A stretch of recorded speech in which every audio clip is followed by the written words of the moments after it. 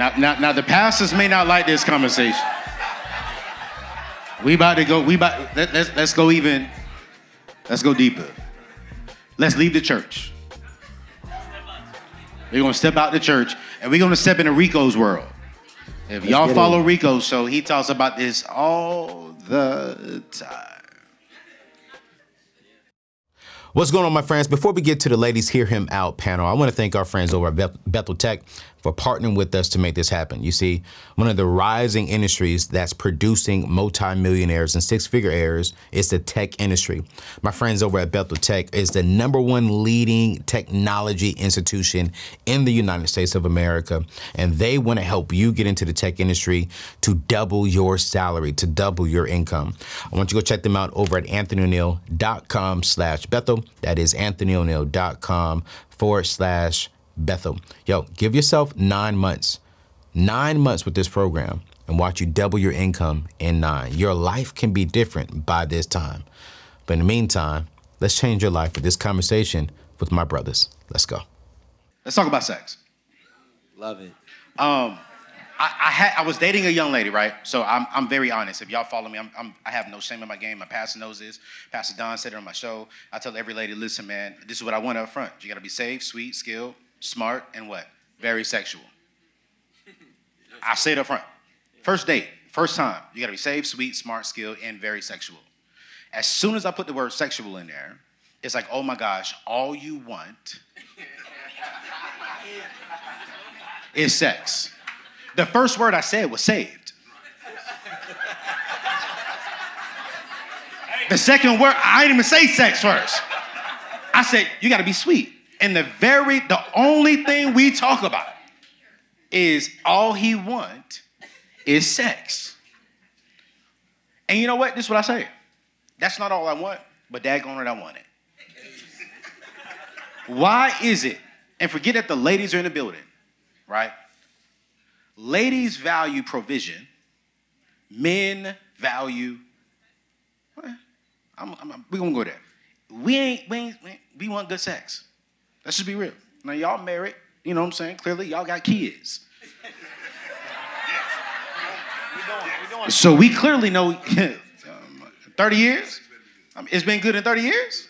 Oh, I ain't going. Well, my sister here. Let me be quiet. So I want to ask a question then, because one lady told me, she said, hey, listen, you're not getting sex. I said, great, cool, great, no problem. I said, so don't ask me for any money. That's how you start the conversation, bro? No. Listen, check this out. Here's why I did it.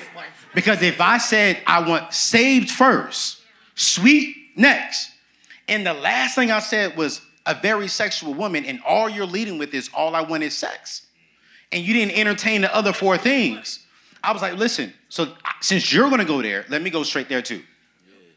Do not ask me to take you on no fine dining. Don't ask me to take you on no vacation. Christmas is coming up. Don't ask me for nothing. Do men value, do we, the way ladies value money, do we value sex the same? Yes. Yes. Yes. Rico. Like, let's be real. I mean, I don't know about everybody here on the panel. We all have had different lives. But me, myself included, right? I know a lot of men who had sex on the first date turn into a 1, 2, 3, 4, 5-year relationship. You know, sometimes they only knew each other for 5, 6 days. Is that a long time? I mean, for me, yeah. 5 years. Listen, that is a long time to single people. Yeah. I mean, not compared to Pastor and you, 17 and 30. I commend you both, by the way. But what I'm saying is, I'm just saying we do appreciate sex, and sometimes I think women can get it confused that we think that, and rightfully so, because there are men that do think like this.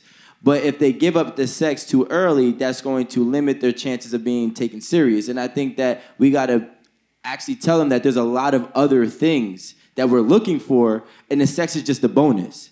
You know, if you can do the other 4 things that I'm asking or he's asking, and then the sex is, you know, good, then it doesn't matter when you give it, because you're still hitting all the check marks that I'm having for you. And anybody who says that they don't value sex and here in the panel is lying. Y'all quiet. We see, I mean, even historically, we see the exchanges always happen throughout history where whenever parents saw a man that was successful and then they would want to marry off their daughter to that successful man, one of the bargaining chips was not just her femininity, but her purity and the fact that she will be sexual exclusively with you.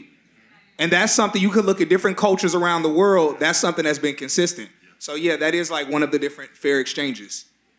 But, and we have to take into consideration that every woman is not very sexual. And I think that's why, like you said it earlier before that, you know, basically being too honest too soon could be detrimental. And I think that it's a savior. If I tell you the 5 things that I need or that I need right now, because our needs do change, right, within time, possibly, and you can fulfill those, then there's no disconnect, there's no miscommunication between us, and hopefully we build to something that's going to be better. You know what I'm saying? And I think that if I say I want a very sexual woman, I hope that the woman that I'm speaking to understands her level of sexual, you know, competence. Come on, Joy. I'm looking for the word. Help me out. Sexual. But because some women could be cool with having sex once every 2 weeks. Yeah. But if my sexual appetite is... That's the devil. And that's what I want to talk about. That's the devil. I'm sorry. I didn't talk... See, once every 2 weeks. For women. but notice, I don't know this. What? But notice what you... See, that's... I'm going to take her out once every other month. I'm out the church, but I'm going to be in the church. There's a scripture... We had sex Thursday. I'm taking you out to dinner afterwards. So, I'm going to be out the church, but I'm going to be in the church. There's a scripture in Solomon that says, don't open my love before it's time. So when he says that, opening my love sexual creates an appetite. So when I say I want my woman to be sexual, you probably need to explain your appetite to her. Because sexuality to her may be once a week, twice a week, 3 times a week. You know, that may be the exchange. So if we don't have a medium of exchange, it's not that she's not sexual. I just wasn't clear when I say when I want to be sexual. Because most of our appetite is taught before we met her. So if we created an appetite throwing 1s, throwing 5s, and she's stripping on a pole, and then now she's working, coming home, saying ain't no poles in my house, and you're like, baby, but I'm sexual. See, we create appetite. I'm not saying we're right or wrong. I'm saying we also have that communication to say, listen, this is what I'm created when I say sexual. This is my appetite. And if she can't cook that, I would suggest that you move on. So that way you don't create damage in her and you find yourself looking at a side chick. Can I be honest? I think we value both. It depends on the type of woman you are. Some women are more sexual than others. I really think it just depends on what you value the most. So sex, of course, is important, being intimate with your partner, things like that. But when it comes to, it just depends on the person, for sure. They are visual creatures. I feel like most people are visual creatures. But that's important for a man, and that's important for a healthy relationship, is to have a good sex life and to be attractive.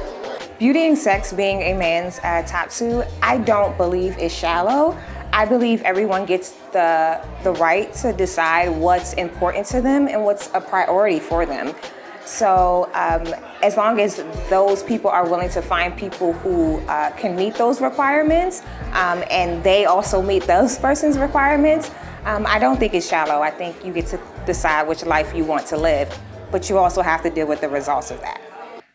So you're saying, pastor, who told me to get the booty and the Bible, you are saying that if a woman says that she only wants to have sex once every other week, but she's a good woman. Move on.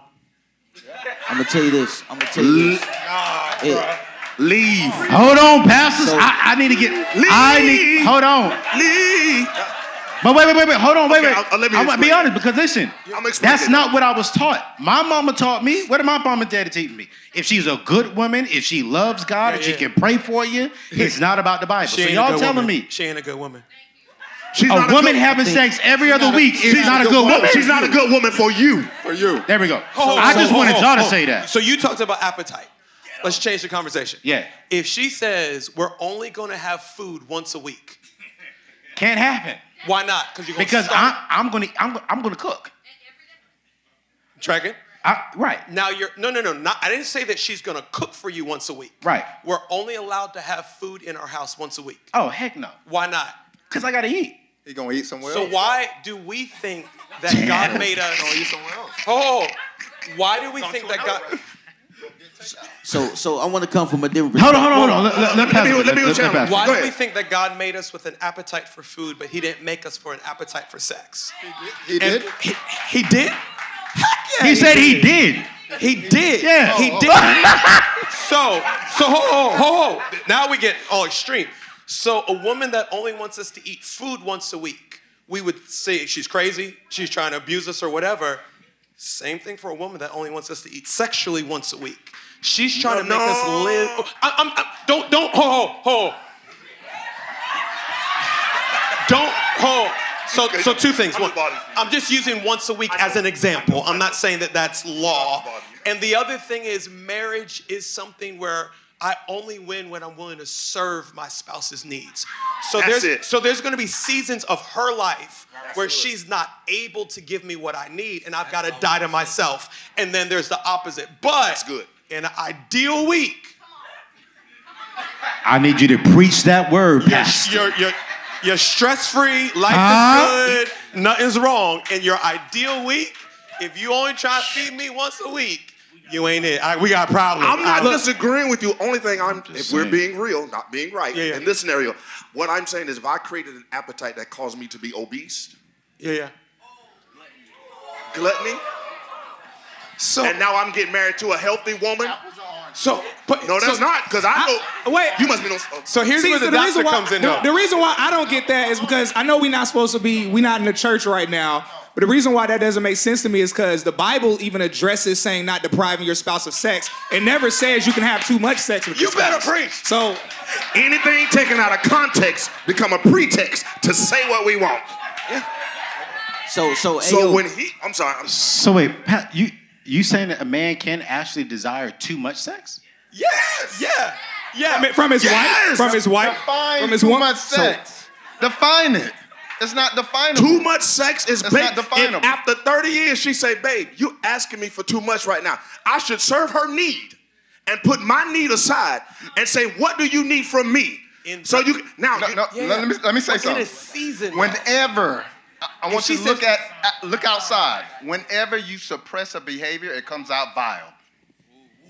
That's what happens with priests. That's why they rape little boys. Whenever apples and oranges. Listen, no. Apples and oranges. With Catholic priests, they have to swear off sex. I want to hear this. No. Hold up. With Catholic priests, they swear off sex. They don't have sex at all. Hey, Loki, I don't think people listening to what he's saying. They're not listening. Don't react. They're not listening. Listen to what he's saying. Yeah. Catholic priests do not have sex. They're not supposed to. What happens when you suppress a natural urge? It always comes out vile. That's not true. I can suppress my Nah, Pastor, that's true, man. He said natural. Pastor, he said natural. He said natural. Pastor, let's be real. I grew up Church of God in Christ. I was suppressed. I couldn't go to prom. I couldn't go to football games. I couldn't do none of that. The moment I graduated high school, I went to the strip club. That was you. I went to see booty, butt cheeks. I was like, yo, I'll have sex with anything because it was forced to suppress. But that was you. And that's the problem we do. We make us everybody. Since I did it, everybody gonna do it. No, but what he's saying is that if you're saying that naturally, he's saying natural. He's not saying forced thing. Like men naturally want to have sex. So if you say no, you're not having sex at all. It can go wrong. Something is going to happen. First of all, I did not say at all. Well. Hey, you guys, I had to take a quick break to thank one of our partners, Prize Pool, for partnering with us to bring this amazing panel conversation with healthy men. You know, Prize Pool is the leading savings account in the United States of America, in my personal opinion. Why? Because they have a high-yielded savings account. They're going to give you high-yielded on your returns of interest. Then also, they're going to give you some rewards for just parking your money inside of your savings account. What do I mean by that? Let me tell you. They're going to give you $100, $200. They're going to have some grand prizes of $5,000, $10,000, $20,000. I don't know. They surprise us every single month. All you have to do is open up a savings account with no limit necessary, but I highly suggest at least $500. You go over there, you get approved, you get in an account, you save money, you're going to have $1,000. Did you know that nearly 40%, 50% of people in America can't even save $400 in a savings account? But you can. You will. All you have to do is go over to anthonyoneal.com/savings account. Go over there and win. Get a high yielded on your returns. Get some extra cash. Hey, you never know. You may win $500, $1,000, or $10,000. Go over to anthonyoneal.com/savings and open up a free savings account today. Yo, let's get back to the conversation. It was getting pretty good. You said that if your woman couldn't give you sex, for whatever reason, whether it was ill or just couldn't give you sex for whatever, you ain't gonna step out. It ain't a possibility you gonna step out, keep it real. I literally just real, not right. I literally just said, give me the scenario. Okay, let me give you the scenario. If she gets in a car accident and she can't have sex for like 3 years. No anecdotal, no. I got it. Yeah. Look. You mean to tell me? But to give you the answer, my testosterone is like 850. I have sex every day with the woman I'm with. Damn. So I'm not the kind of man where it works out like that. You out of there. I'm not. So you gonna step out the house? It's gonna be a conversation, bro. Yeah. We gotta keep it real. Gotta keep it real. Hey, but I'm gonna say this real quick. Let's go, Diddy. So I'm gonna speak from experience, right? You know, like we talked about in the back. Like I've been married for a year now, right? But years ago, way before I was married, you know, when me and my wife we first had our son, my weaknesses got exposed. And the reason why I say that is that I was used to having sex all the time. When that sex got pulled back and I didn't understand the postpartum situation, and ladies, y'all got to educate us better on them situations too, by the way. Guess what happened? I fell deep into masturbation because I wasn't getting what I was used to and my weaknesses was exposed. So I'm telling y'all, ladies, I understand y'all get mad that we don't understand that situation y'all going through. Educate us. One thing about a real man, we love being educated by our queen. So I want to let y'all know that for sure.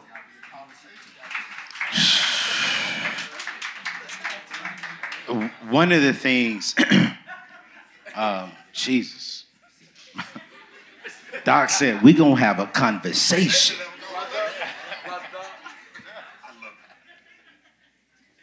Is sex in our top 3?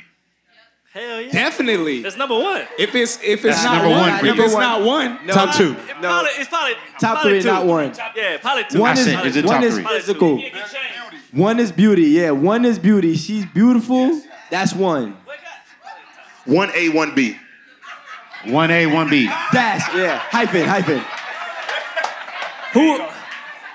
But you know what? I would last longer in a relationship wise. I'll last longer with a beautiful woman who has subpar sex than I would with the woman who has great sex but she's subpar beautiful. Facts. Beautiful. Facts.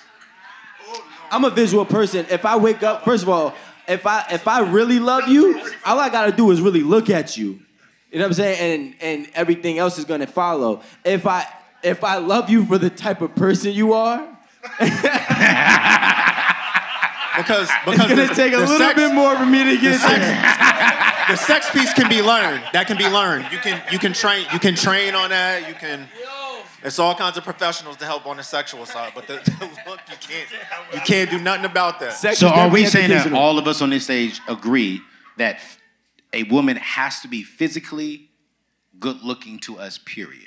Yes. 100%. Definitely. Yes, it is. Especially if you want me to act right. Yes, If not, you're out searching. If she's not physically appealing, you're gonna find somebody. You're gonna find somebody else. That's the longevity of a marriage. On top of anything else, as long as she's attractive to you physically, you're not gonna go search for that because So you I got have it. I got in trouble for that same question. I didn't get in trouble. So the question he asked me was that particular question. And I said, listen, salvation, I want my wife to know God. I really do. I want to know God. But I want to enjoy her beauty even more. I want to wake up and love what I see. I don't want to wake up and see her worship and I don't like looking at her. But here's the thing, beauty is subjective to the person. I will never say a woman is ugly. I would say that's not my appetite. But somebody loves how she looks. So it's not for me to say somebody is ugly, beautiful. Yeah, that's not me. I'm not, somebody, oh man, she's just ugly. Listen, that's not my appetite. I like what I like, and that's what I know. That affirms me. I want to love what I see. I want to wake up in the morning and say, yeah, my feminist side. Yeah. So hold on, Pastor, I'm gonna ask you a question. So is it wrong then because you said it, so I'm gonna go to this pastor. You already said it's not wrong. In your definition, is it if I like booty, is it wrong for me to look for a woman with the booty? Heck no. Hey, we try to act like God didn't make us with eyes. Yes. If he didn't just make us to be attracted to someone's spiritual walk. Come, say that again. Us to be that's how he made us. And if the church is trying to teach, you shouldn't. What the church doesn't know how to balance is the abuse of something versus the standard of God. If looks is all you care about, you're abusing something that God's given you. But it is absolutely top 3 from God. And if you try to pretend that looks don't matter, you're setting yourself up to fail in the end. Now, hold on. Let me come to the backside. Because looks is what we care about, or sex, 20 to 40, 50, 60. At some point, we're going to get to an age where sex with our wife is not our number 1 priority, but the legacies that she's building in our kids and how she's managing.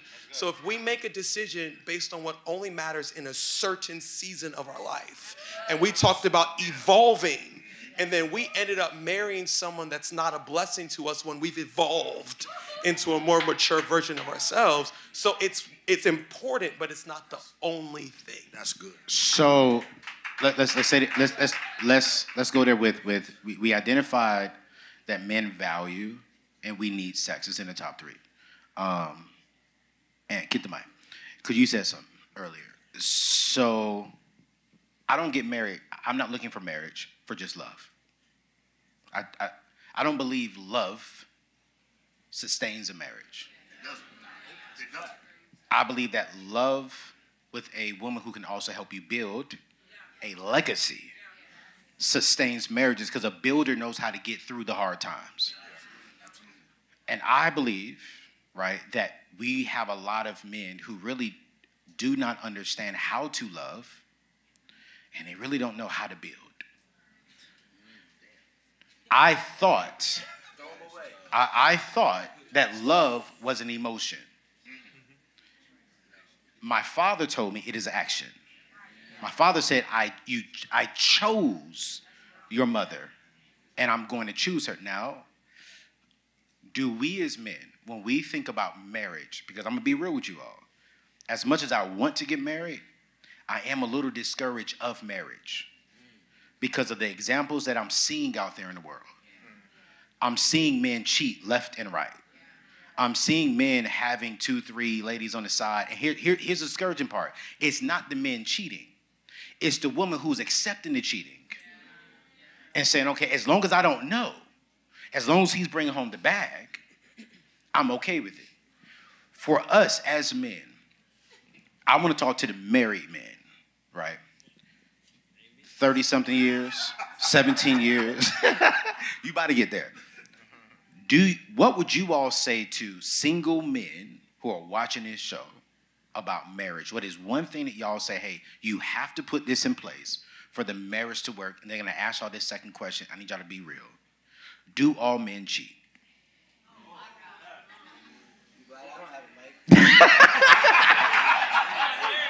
I'm not here to be right. I'm here to be real. So the first part of the question was, what What is one piece of advice that you would give to single men for the marriage to work? Like, and I'm saying this too because ladies are watching, and I think ladies need to hear this as well. How do we think? How's it work? And then two, I hear this from every single woman that I date.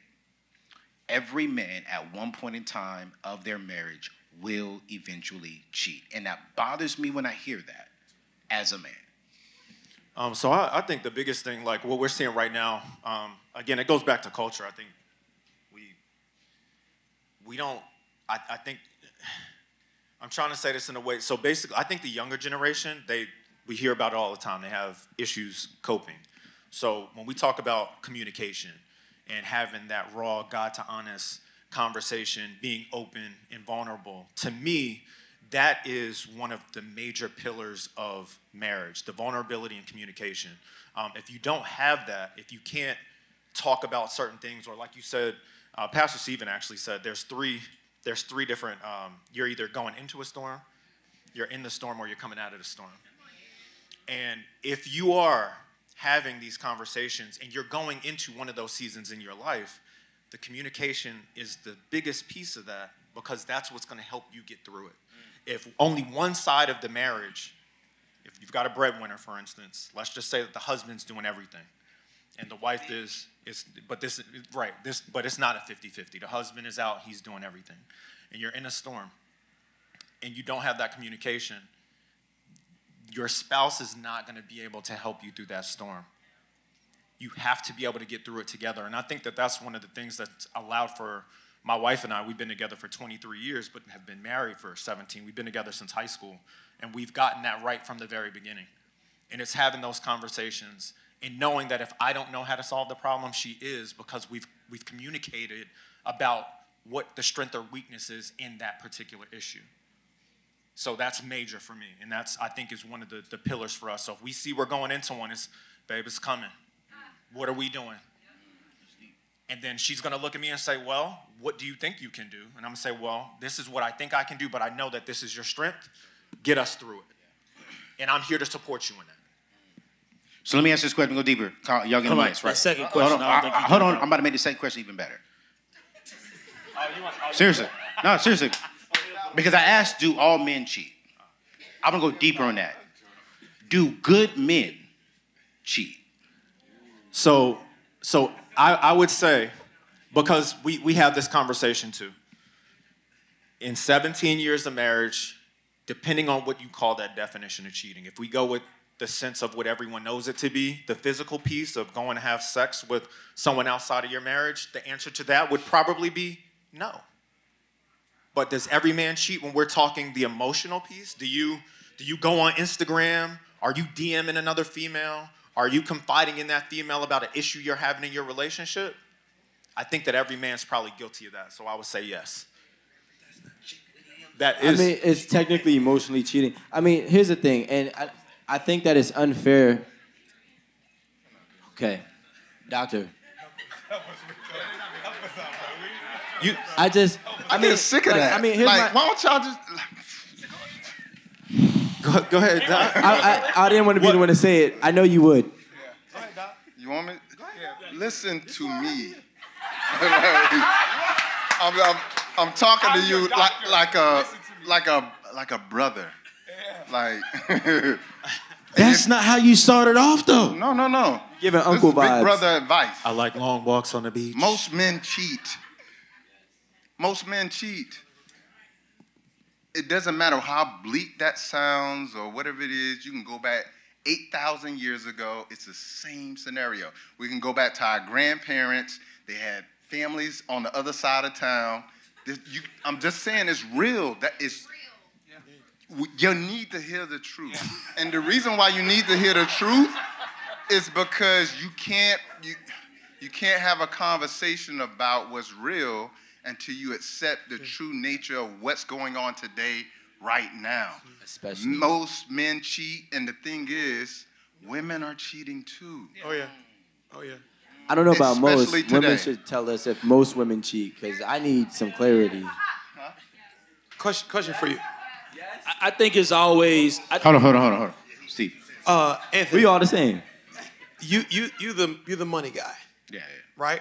Mm-hmm. would you say the majority of people are losing at money? Absolutely.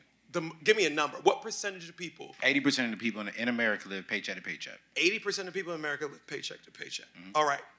And what percentage of people are investing in their future, are going to have wealth to retire, all that other good stuff? That's going to be right around like 11 to 15% of people.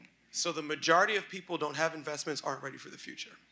So what people will say is, well, 80% of the people are no good with money or don't trust the stock, so I'm scared to invest. Why are we taking the 80% as the standard? Instead of saying, let me figure out what the 11 or 5% are doing. Thank you. Because I want to be in the 5%. Let me bring it home. So single folks will say, I don't want to get married because 50 or 60% of people end in divorce. Well, you didn't say you don't want to be wealthy because 80% of people aren't wealthy. You're only applying that to relationships out of fear. But I'm going to get in trouble. And we call it being real. Listen, I'm going to get in trouble as a pastor. The majority of humanity sucks. They're not my standard. I'm trying to be the top 10%, and I'm not even looking at the 60 as an example of what my future is going to look like, because my future is not going to look like that. So what we do is we don't use the same financial principles. We don't. If you know this, Anthony, if you're coaching somebody, you're going to get a standard of 10% and say, watch them. Forget the other 90. Now, I'm not excluding the other 90 didn't happen. And that's not saying I'm not real. I'm going to say, watch that. Because what we do is we say, all men are this. So that what you just did is culminated every man and made 100%. And you put me in that boat. You said me. I'm like, wait a minute, hold on. My wife said that, you said me. The majority of men the majority of men that have the options to cheat will cheat. That's just what it is. To be honest, we have to also be realistic about pastors. Forgive me. So what you got to say? We have to be honest about the history of people, okay, and the history of relationships. For those of you that don't know, monogamy was a 300-year war between the Christians and the nobles between 600 to 900 AD. And then after 900, once they won, monogamy was set to be the guiding standard for relationships. So when we say, okay, cool, there was a war amongst this world about the way people should conduct themselves in a relationship. And now we're sitting here and saying, well, 80% of people possibly could be cheating. Men and women. I just learned that women cheat too. You should have known that, bro. I just never experienced, well, I don't know if I experienced it or not, but they must be really good. But what I'm trying to say is... They are. What I'm saying is it's unfair. Like, the whole cheating idea is unfair to people because the fact that people are going to cheat and the odds are against you, but the fact that cheating allows you to cheat yourself from a good relationship is the part that bothers me. Because there's a person who may be loyal to you and not really faithful to you. And I do think that there's thresholds. So if he's doing everything he promised you, if he's taking care of you, he's still... Thank you. That's God.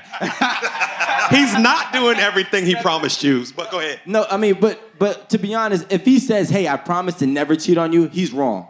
Yes. Okay? But I do think that, especially right here... What? If he promises... No. Yes? What'd you say? You say it again. If he promised you to not cheat on you and cheats on you, he's wrong. Okay. Yes. Okay. Yes. Now I was lost.